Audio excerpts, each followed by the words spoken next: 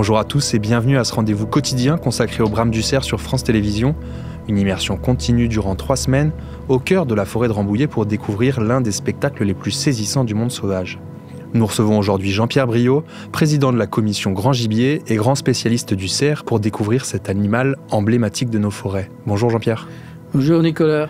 Avant de partir sur le cerf, quel est votre lien, vous, avec cet animal ? Le lien, c'est déjà un lien territorial. J'habite dans une région où existe le cerf. Vous êtes dans quelle région ? Dans les Vosges, dans les Hauts-de-Vosges. Donc c'était encore une région sauvage, moins sauvage, parce que le tourisme est envahissant, mais il existe beaucoup de cerfs.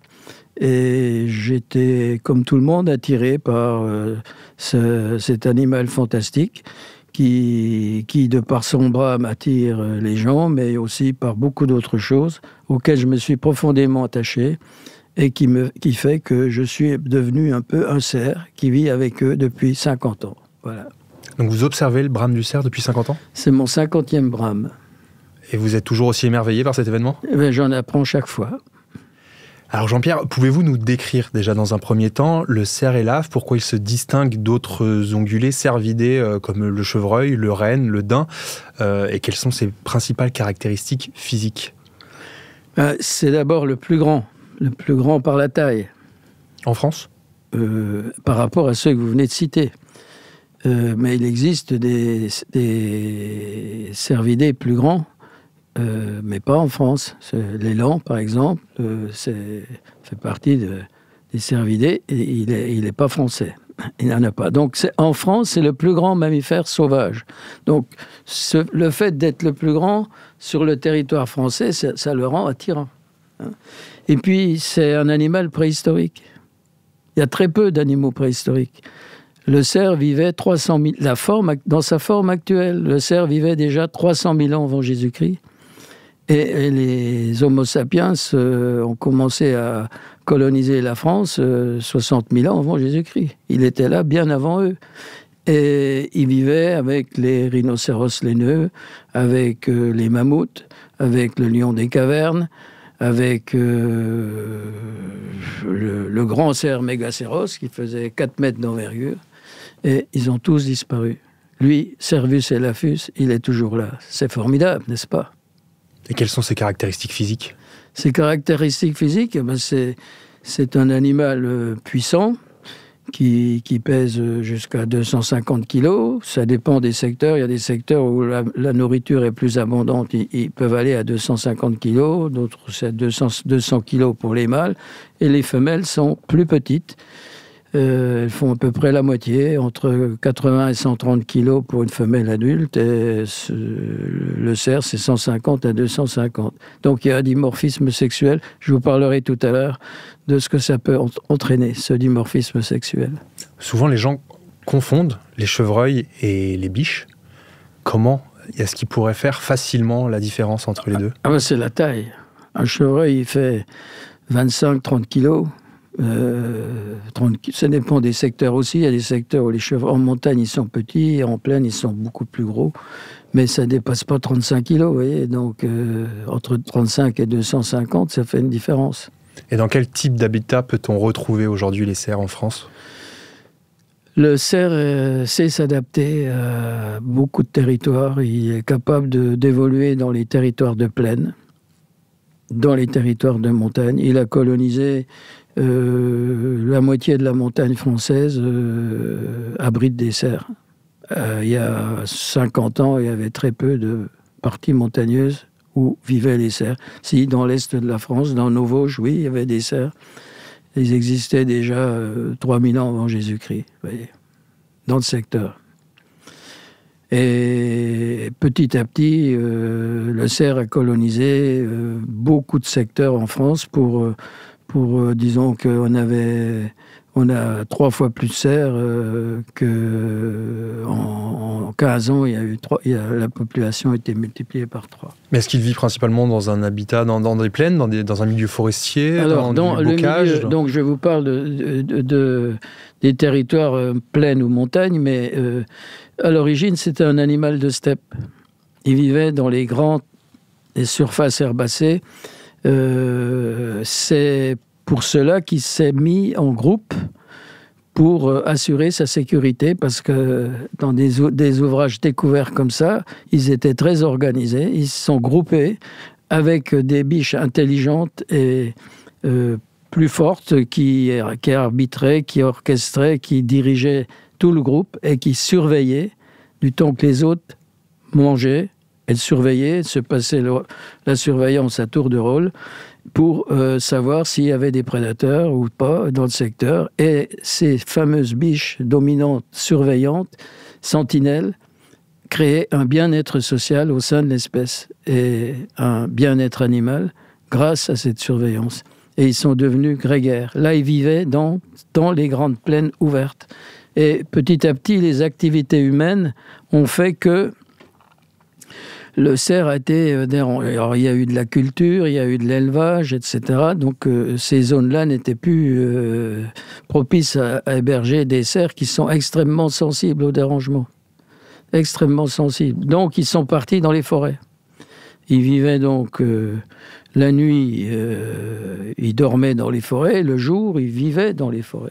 Et puis après, les forêts ont été exploitées par les humains. Et à ce moment-là, ils ont été obligés de dormir le jour dans la forêt pour pouvoir vivre la nuit dans la forêt. Voilà, en gros. Bien sûr, après, ils débordent un peu sur les bordures, mais c'est comme ça qu'il est devenu forestier, et forestier nocturne, à cause de la présence humaine.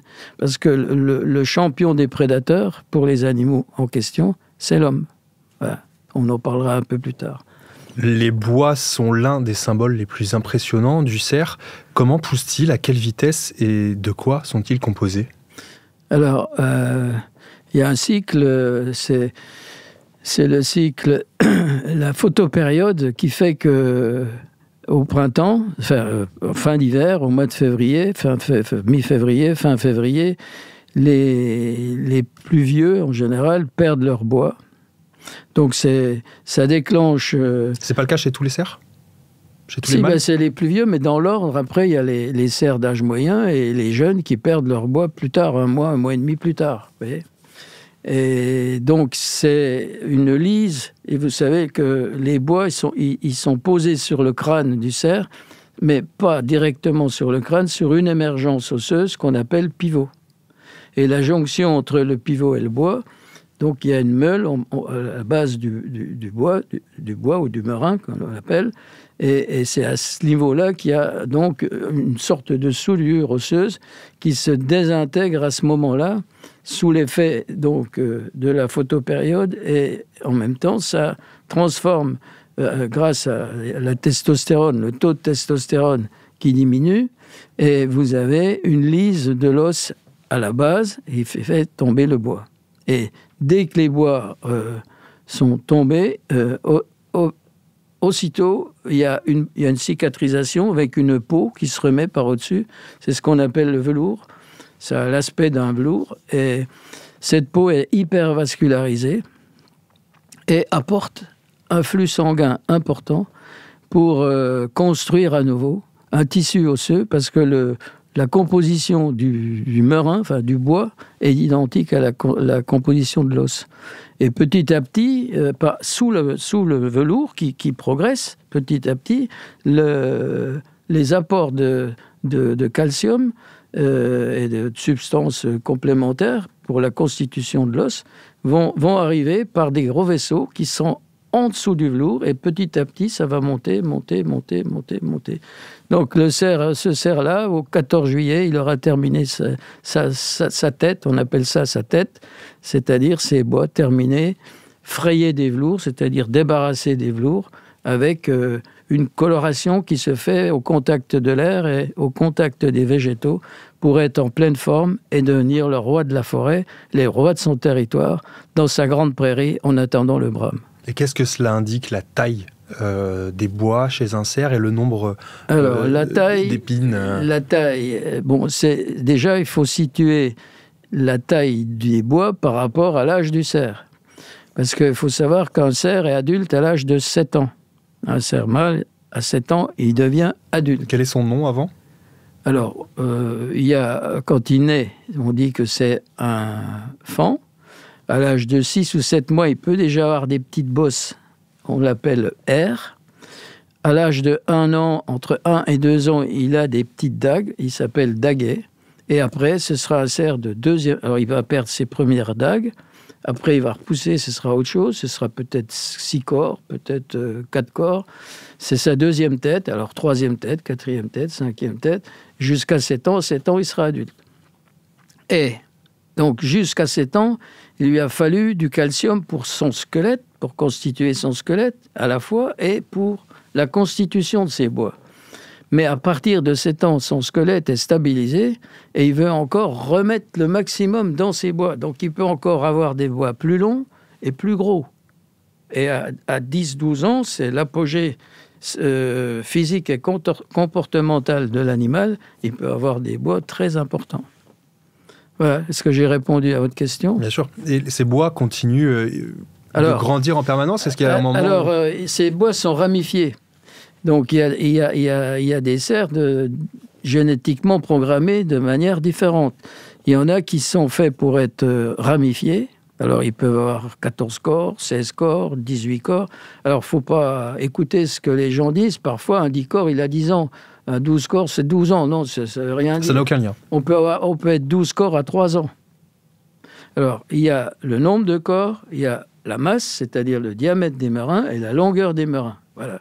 Mais un cerf adulte, il a déjà des grands bois, il a des merins massifs, et il est ramifié. S'il est disposé à une ramification importante, il peut déjà être 14 corps à 7 ans, et il y en a d'autres, ils seront 8 corps à 7 ans. Et c'est uniquement une question... parfois 8 corps perpétuels, ou même 6 corps perpétuels. Alors 6 corps, c'est 3 de chaque côté. 1, 2, 3... Alors, 3 et 3, ça fait 6. Et c'est uniquement une question de génétique ou est-ce que c'est lié aussi à la richesse, par exemple, de l'habitat ? Alors, l'allure des bois, le nombre de corps, ramifiés ou pas ramifiés, c'est génétique. La puissance des bois, la masse, la longueur, ça peut être dû à l'alimentation des animaux qui sont... Et l'alimentation et la tranquillité. Parce qu'un cerf est extrêmement sensible au dérangement, et s'il est dérangé, il est stressé. Et un cerf qui est stressé, il ne va pas pouvoir développer ses bois normalement, alors qu'un cerf calme et tranquille va les développer au maximum de ce qu'il peut faire. Donc vous voyez, des animaux stressés ne peuvent pas donner des bois magnifiques, mais un animal qui, morphologiquement, a des parents solides, qui a une programmation pour être ramifié et qui vit sur un territoire riche en nourriture et en tranquillité, il va exploser. Il va faire des bois magnifiques. Si en revanche, le même cerf, au même endroit, la même nourriture, mais dérangé sans arrêt, il n'aura pas le grand trophée qu'il aurait autrement. Ouais. Et avant d'en venir au cerf, si la ramure d'un cerf ne permet pas d'identifier son âge, est-ce qu'il y a un moyen de connaître l'âge d'un cerf parfaitement ? Est-ce qu'il y a un indicateur ? Alors, l'âge, il y a l'aspect physique. L'aspect physique, il faut savoir que alors c'est pareil, c'est comme chez les humains. Il y en a qui paraissent pas, on leur donne pas leur âge, d'autres ils paraissent plus vieux que leur âge, etc. Mais chez le cerf, petit à petit, il devient plus compact. Il a la tête qui était pointue au début, qui devient obtus, et plus triangulaire. Vous voyez, le port de tête est de plus en plus bas. Il a les yeux en dessous de la ligne de dos quand il a 10 ans. Et s'il a 7 ans, il a encore la tête au-dessus de la ligne de dos. Il relève encore la tête. Et s'il a 2 ans, 3 ans, il a la tête beaucoup plus haute. Ça, c'est le port de tête. Le cou s'élargit. Il a... À 2-3 ans, le cerf, vous lui enlevez ses bois, ça ressemble à une biche. Un cou assez fin, un museau assez pointu. Et à 10 ans, il a un gros cou épais. Il a ce qu'on appelle le fanon, ici, entre le bout du menton et le cou. Ça fait une peau qui pendouille. Là, ça, c'est le fanon du cerf. Donc, il paraît avoir une tête plus triangulaire. Il paraît plus court sur pattes, un gros coffre. Et... l'arrière-train un peu cassé. Voilà, ça c'est un vieux cerf. C'est un cerf adulte, mûr ou vieux. Et combien de temps vit un cerf ? Un cerf d'élevage, par exemple, peut vivre 20 ans, mais en milieu naturel, il y a des conditions de vie qui sont plus difficiles. S'il arrive à 16, 17, c'est déjà beaucoup. Alors, de beaux et grands bois sont indispensables pour s'affirmer en période de brame, mais le brame n'est sûrement pas connu de tous. Pour commencer avec les fondamentaux, qu'est-ce que c'est que le brame? Qu'est-ce qui se joue pour le cerf à ce moment-là? Alors le brame, c'est l'instant magique et crucial, entre guillemets, de l'espèce cerf. Pourquoi magique? Parce que c'est tout un rituel qui se reproduit d'année en année, et c'est le seul moment de l'année où les animaux se reproduisent. Donc le cerf, il est là pour assurer la pérennité de l'espèce au moment du brame. Comme je vous l'ai dit, il y a un dimorphisme sexuel important entre le mâle et la femelle. Le mâle est à peu près 2 fois plus gros que la femelle. Et dans toutes les espèces où il y a dimorphisme sexuel, ce sont des espèces polygames. Qu'est-ce qui déclenche déjà ce rut?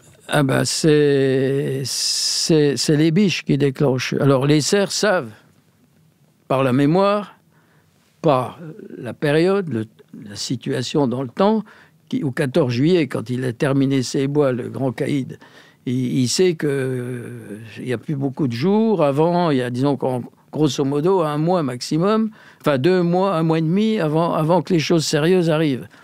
Ça, c'est dans sa mémoire. Mais ce qui déclenche la chose, c'est les biches. Donc, les biches sont déjà en pré-chaleur. Il n'y a pas que les chaleurs pures, il y a les pré-chaleurs, c'est-à-dire qu'elles dégagent déjà des phéromones que le cerf sent, mais que vous ne sentiriez pas. Ce n'est pas les odeurs qu'on ressent pendant le brame, parce que là, c'est des odeurs fortes, c'est des odeurs de sperme, d'urine, etc., qui font que ça sent fort. Mais les phéromones, ça ne se sent pas. Nous, on ne les sent pas, eux, ils les sentent. Je vous parlerai de ça pour autre chose tout à l'heure. Donc, il y a déjà donc, des prémices d'hormones, des prémices qui sont concrétisées par des dégagements d'hormones venant des biches. Mais elles ne sont pas prêtes à être couvertes. La période où elles sont fécondes, ça s'appelle l'œstrus. Les vraies chaleurs, c'est l'œstrus. Ça dure 5 à 10 heures par an. Alors, c'est pas beaucoup. Surtout quand il en a 3, 4, 5 autour de lui. Mais là, le devoir l'appelle, il s'occupe de celle qui est en ostrus. Et les autres, qui sont prêtes à y être, elles sont libérées, du coup. Et c'est là que les concurrents essayent de lui en prendre 1 ou 2. Alors, il peut faire 5, voire 10 saillies, parfois, avec la biche qui est en ostrus. Parfois, il y en a 2 en ostrus, en même temps. Et là, il ne peut pas être partout. Donc, il en perd 1, probablement. Mais enfin, il fait son travail sérieusement pour transmettre ses gènes, ses bons gènes, puisqu'il est dominant, à la biche qui est en ostrus. Après, il y a alors, dès qu'elle a pu en ostrus, c'est fini. Il s'en occupe plus. Il est dominant, c'est qu'il fait peur aux autres. Il fait la loi. Donc, il récupère les autres qui n'étaient pas en ostrus, qui étaient avec lui. Et puis, parfois, il ne peut pas, parce qu'il y en a un qui est parti plus loin, il la garde, et puis c'est fini, quoi. Alors, il ne peut pas être partout. Il a la tête qui tourne dans tous les sens, donc il récupère ce qu'il peut, et il attend l'œstrus suivant pour couvrir la biche. Voilà. Et est-ce qu'il y a uniquement le mâle vainqueur qui va saillir les femelles ou... Non, le mâle vainqueur, il sait qu'elle est toujours en ostrus, et c'est la biche, quand elle n'est plus en ostrus, elle ne réagit plus de la même manière. Moi, je les ai vus refuser le cerf. Parce que le cerf, ça ne les intéresse pas d'être couvertes avant. Elles, ce qu'elles veulent, c'est assurer la procréation et la gestation qui va suivre. Elle veut ça et elle se laisse faire. Alors là, complètement, dès qu'elle est en ostrus, elle appelle le cerf. Elle fait comme ça. Donc c'est l'ostrus.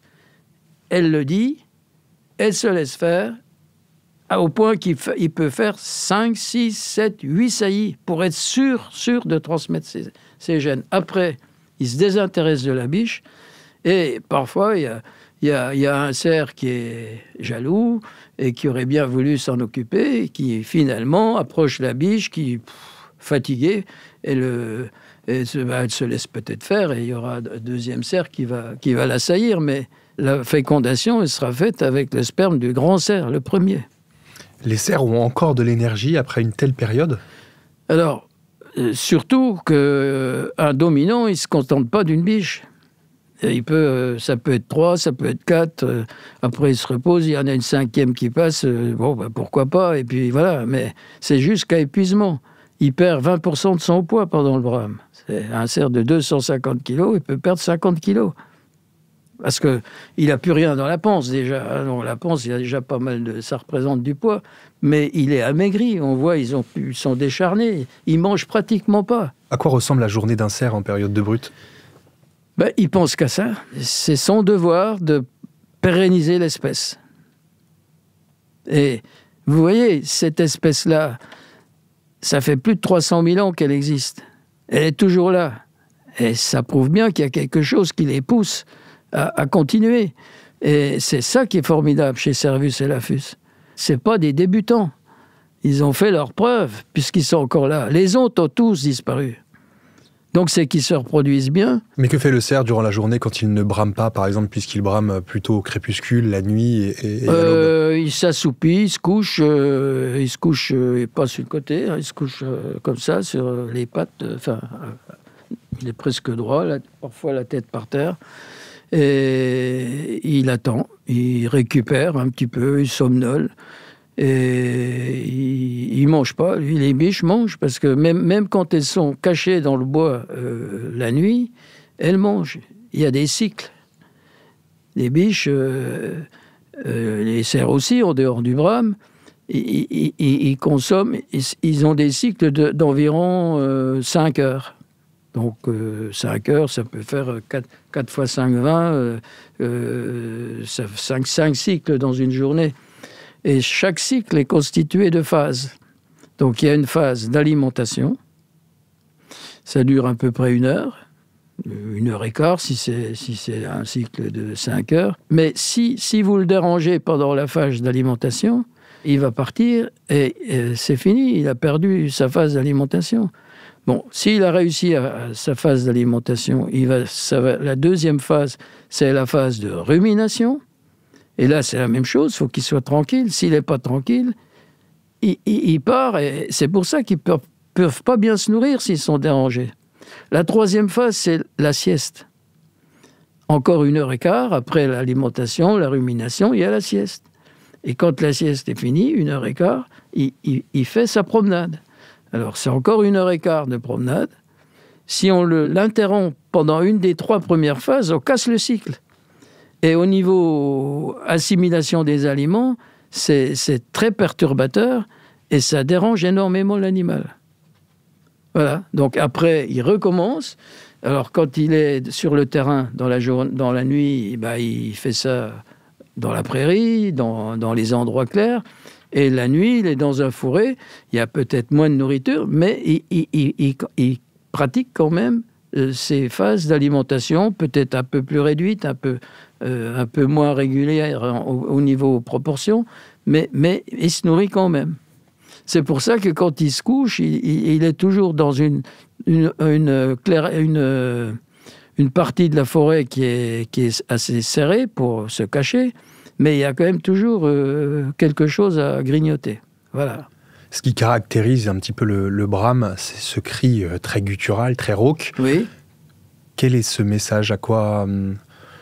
Pourquoi ce message ? Alors,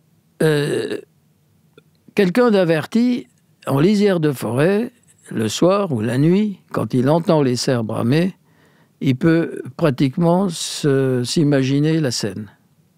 Parce que il y a le cerf qui charme sa biche. Alors, je ne vais pas vous le faire parce que je ne le ferai pas aussi bien que lui. Donc, mais c'est une tonalité grave, lente, calme. Voilà, il est avec sa biche et il montre qu'il est là, il apprécie sa présence, etc. Alors après, vous entendez un autre cerf qui se rapproche, et celui-là, le dominant, qui s'énerve et qui poursuit l'autre cerf. Et là, c'est un bruit de poursuite. C'est c'est pas pareil. Il y a le cerf qui s'énerve fort. Alors là, c'est quand il y en a deux qui vont... C'est pas un qui poursuit, c'est deux qui sont pratiquement face à face. Et ça grogne fort. Là, c'est encore autre chose. Mais on arrive à comprendre ce que c'est. Et il y a le cerf qui court derrière la biche quand il veut la couvrir. Alors là, c'est comme ça, mais plus fort. Je ne fais pas au micro. Donc, si vous voulez, il y a tout un langage qu'on peut connaître et qui nous permet de détecter les scènes qui se déroulent dans la forêt la nuit. Ou même le jour, quand on ne les voit pas. On ne les voit pas toujours. Hein. Et le rôle des biches, le rôle des femelles, en cette période si particulière est peut-être un peu moins visible. Qu'est-ce qu'elles font, en fait, durant le brame ? Les femelles, elles sont là pour assurer leur rôle de femelle, c'est-à-dire de se faire couvrir par un cerf, obtenir une fécondation pour assurer une gestation et faire mettre au monde un petit faon. C'est tout, c'est ça. Mais après, elle fait tout le travail. C'est elle qui va gérer le faon. C'est elle qui va l'éduquer, qui va le nourrir, qui va le guider, qui va l'aimer. Le faon est très, très attaché à sa mère. Sans sa mère, il ne peut rien faire. Il est perdu. Et la biche est très dévouée, très, très dévouée pour son faon. Donc, il faut avoir... les biches font tout le travail. Les cerfs font leur travail de géniteur au brame, mais après, le roi de la forêt devient le roi des fainéants.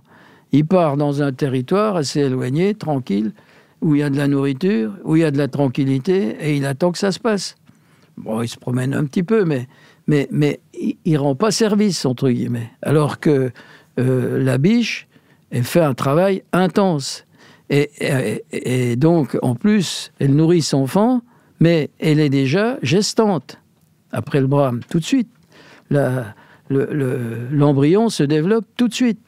Et c'est pas comme c'est le chevreuil, au mois de juillet, quand la chevrette est couverte, l'embryon existe, enfin pas l'embryon, l'œuf est fécondé, mais il y a ce qu'on appelle une diapause embryonnaire, et la gestation commence seulement plusieurs mois après. Tandis que chez la biche, c'est tout de suite. Donc au mois de décembre-novembre, il y a déjà un fœtus comme ça. Hein, il faut savoir que le faon, quand il naît, il pèse 7-8 kilos. Donc c'est déjà un petit animal conséquent. Et la biche va le protéger sans arrêt, sans arrêt, sans arrêt. Et vous nous disiez tout à l'heure qu'en période de rut, le mâle vainqueur allait pouvoir féconder plusieurs femelles à la suite. Comment se composent ces hardes de femelles en période de brame ? Alors, les hardes de femelles, déjà, la harde est constituée de femelles qui vivent dans le même territoire. Il n'a pas pris une à 10 km pour la ramener là avec les autres. Et les biches dans un secteur, c'est une grande famille. Il y a souvent une ancêtre commune, c'est la plus vieille, qui a eu plusieurs biches, qui, elles, ont fait des petits. Elle en fait encore, puisque elle est féconde jusqu'à 15 ans, la biche. Presque jusqu'à sa mort. D'ailleurs, il y en a souvent qui meurent au moment de la mise bas. Et donc, c'est la plus intelligente, la plus experte, la plus qualifiée qui va gérer la harde. Parce que la harde, elle est composée de plusieurs cellules de base. Les cellules de base, c'est les groupes de 3. Puisque le faon, la dépendance maternelle est de 2 ans. Le faon reste avec sa mère pendant 2 ans. Donc, vous allez voir la biche avec le petit faon de l'année et le faon de l'année précédente. Si c'est un mâle, ce sera un daguet. Il peut déjà avoir 2 petites dagues. Si c'est une femelle, ce sera ce qu'on appelle la bichette. Donc ça, c'est la cellule de base. Mais cette biche-là peut se réunir avec une sœur ou une tante pour être chapeautée par une grande tante ou par sa grand-mère, vous voyez, et qui sera la meneuse. C'est la chef du groupe. Et la meneuse, c'est la plus intelligente. On ne devient pas meneuse comme ça parce qu'on a plus d'années que les autres. C'est parce que vous avez été choisi, parce que vous êtes la meilleure pour assurer votre rôle de meneuse. Et cette meneuse, elle dirige tout le groupe. C'est elle qui fait que les chasseurs n'arrivent pas à prélever les animaux. Elle trouve les parades, les ruses. Et plus vous chassez, plus la meneuse s'entraîne, plus elle connaît vos habitudes et plus elle vous tient en échec. C'est fantastique, la meneuse. C'est un animal fabuleux, plus que le cerf, parce qu'elle a une intelligence, une capacité mémorielle qu'on ne trouve nulle part ailleurs. Elle mémorise tout. Elle sait que quand il y a un petit bruit métallique, ça y est, c'est un humain qui arrive quelque part. La dernière fois que ça s'est produit, il y a eu ça. Allez, hop, on part là, mais pas par ici, il faut aller là-bas. Et elle sait défendre son groupe. Elle se dévoue à fond pour son groupe. Et le pire des crimes, c'est de tuer une meneuse. Un chasseur qui tue une meneuse, c'est une honte. Ça ne devrait pas arriver. Ça peut peut-être arriver par accident. Mais la meneuse, il faut la protéger. Parce que c'est elle qui guide le groupe. Alors il y en a qui disent, mais à cause de la meneuse, on n'arrive pas à les coincer. Alors la solution, dire par exemple, on va la tuer, comme ça on va être tranquille. Non, si la meneuse disparaît, tout le groupe est en stress intense, est complètement désorganisé. Et comme il est en stress intense, il va faire des dégâts colossaux. Parce que les conséquences du stress, c'est écorçage. L'écorçage, c'est les cerfs qui, avec leurs dents, arrachent de l'écorce. C'est quand ils sont stressés. C'est toujours des tissus plus ou moins caoutchouteux. Ça leur permet de mastiquer et de se détendre, sûrement, comme du chewing-gum, je sais pas. Et c'est pour ça mais des fois, on en voit au sol. Donc, si c'était pour se nourrir, il n'y en aurait pas au sol. C'est pour se déstresser. Donc, la première conséquence, c'est l'écorçage. La deuxième, c'est une baisse d'assimilation des aliments. Ils n'arrivent plus à assimiler leurs aliments parce qu'ils sont stressés. Donc, s'ils n'assimilent plus leurs aliments, il faut qu'ils consomment plus. Et s'ils consomment plus, ils vont créer encore plus de dégâts. Parce que les dégâts, c'est quand ils consomment trop d'aliments ou ils s'attaquent aux arbres parce qu'ils ont faim, etc. Donc, ça, c'est la deuxième conséquence. La troisième, c'est la fuite. Ça leur fait peur. Ils ont peur de tout. Ils n'ont plus leur meneuse. C'est leur protectrice. Donc, comme ils ont peur, la peur, pour eux, c'est quand il y a un humain, c'est une question de vie ou de mort. C'est comme quand il y avait un loup ou quelque chose. D'ailleurs, il y a des loups aussi maintenant. Les deux prédateurs existent, l'humain et le loup. Ça crée une fuite. Et des animaux qui font 150 kilos, qui font des kilomètres pour fuir, ça a une dépense d'énergie énorme. Cette dépense d'énergie, il va falloir la compenser par des aliments. Ça va encore augmenter les dégâts. Alors que si vous avez stressé tout le groupe, vous allez multiplier les dégâts de 1 par le nombre d'animaux qui sont dans le groupe. C'est une catastrophe. Il ne faut pas tuer la meneuse. Voilà. Et enfin, pour terminer, peut-être avec l'évolution des conditions climatiques et le changement climatique, est-ce que tout ça a un impact aujourd'hui sur le brame du cerf ? Ça fait démarrer le brame un peu plus tôt. Moi, avec mon expérience, ça fait, je vous dis, 50 brames que je connais. Il y a au moins une semaine de décalage. Ça démarre une semaine plus tôt. Mais de toute manière, les choses se font. Il ne faut pas croire que il y aura plus de brame parce qu'il y a un réchauffement climatique. Et c'est une espèce qui s'adapte. Si elle ne s'adaptait pas, il y a longtemps qu'elle serait disparue. C'est ça, le côté fantastique de l'espèce cerf. Moi, je l'admire parce qu'elle a réussi à passer tous les obstacles. Et elle n'est pas prête de terminer. Les obstacles qui se présentent maintenant, elle va les franchir. Mais il faut qu'on la respecte, cette espèce. Il ne faut pas qu'on la martyrise, il ne faut pas qu'on la stresse. Il faut qu'on la gère correctement pour que ça évolue normalement, sans qu'il y ait de dégâts. Donc, il ne faut pas non plus qu'il y ait de surdensité, qu'il y ait trop d'animaux. Mais il ne faut pas non plus que ça descende trop bas parce que c'est une espèce grégaire. Si on est en dessous de ce qu'on appelle une situation grégaire, on va créer des dégâts parce qu'on va créer du stress. L'espèce ne vivra plus selon son fonctionnement normal. Merci beaucoup en tout cas Jean-Pierre Vriot d'avoir partagé avec nous vos connaissances et votre regard sur cet animal si emblématique de nos forêts. Je vous remercie aussi parce que je suis toujours heureux de parler du cerf et de défendre le cerf.